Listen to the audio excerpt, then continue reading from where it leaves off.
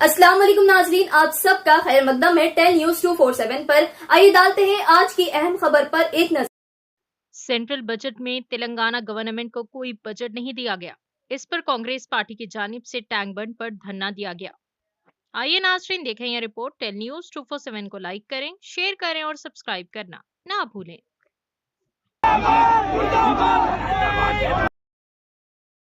Congress party ఉంది అధికారంలో వినాయకుడు ముఖ్యమంత్రి మంత్రులు వారందరూ కూడా వారి అభిప్రాయం వ్యక్తం చేస్తారు. షబీర్ అలీ గారు చాలా క్లుప్తంగా సీతక్క గారు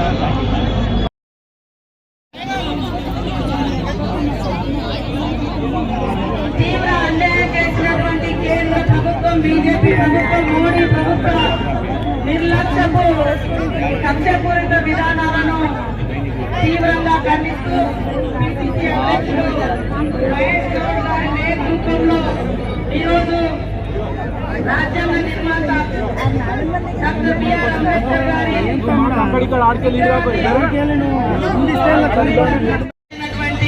కేంద్ర బడ్జెట్ లో లేనే లేదు అని ఈ సందర్భంగా తెలియజేస్తా ఉన్నాను. వారికి తెలంగాణ అన్న, తెలంగాణ అనే పదం అన్న, తెలంగాణ అభివృద్ధి అన్న పిచ్చి విద్వేషంతో కూడుకున్నటువంటిది. ఇవాళ రాష్ట్ర ప్రజలు 8 సీట్లు ఇస్తే మరి ఆ 8 మంది ఎంపీలు, అందులో 2 కేంద్ర మంత్రులు తెచ్చింది గుండుతున్నా. అయ్యా ప్రజలు కూడా ఆలోచించాలి. కాంగ్రెస్ ప్రభుత్వం ఇచ్చినటువంటి హామీలను అమలు చేస్తూ 7 లక్షల కోట్ల అప్పులో ఉండి కూడా మరి అభివృద్ధిని, సంక్షేమాన్ని జోడెత్తులాగా నడిపిస్తుంటే మరి ఇక్కడ నుంచి మనం వాళ్ళు ఇచ్చిన అక్షింతలు, అయోధ్య నుంచి అక్షింతలు వచ్చినాయని చెప్తే అక్షింతలకు ఓట్లేసి 8 మంది ఎంపీలను చేస్తే అభివృద్ధికి ఇచ్చి కాంగ్రెస్ పార్టీ ఉంది అధికారంలో వినాయకుడు దేశ జీడీపీకి 5.1% మనం సమకూరుతా ఉన్నాం.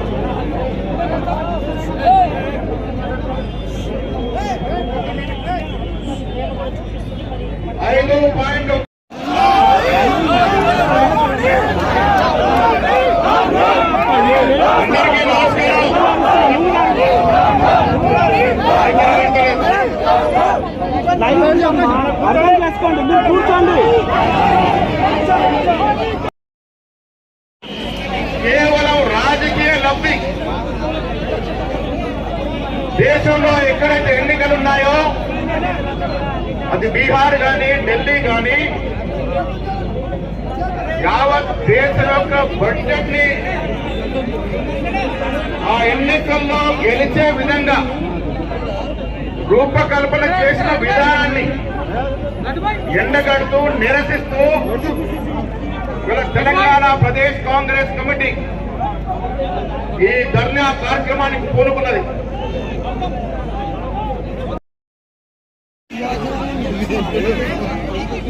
కొన్ని రాష్ట్రాలకి బడ్జెట్లు అధిక నిధులు కేటాయించడం అనేది ఈ దేశ ఫెడరల్ స్ఫూర్తికి విరుద్ధంగా,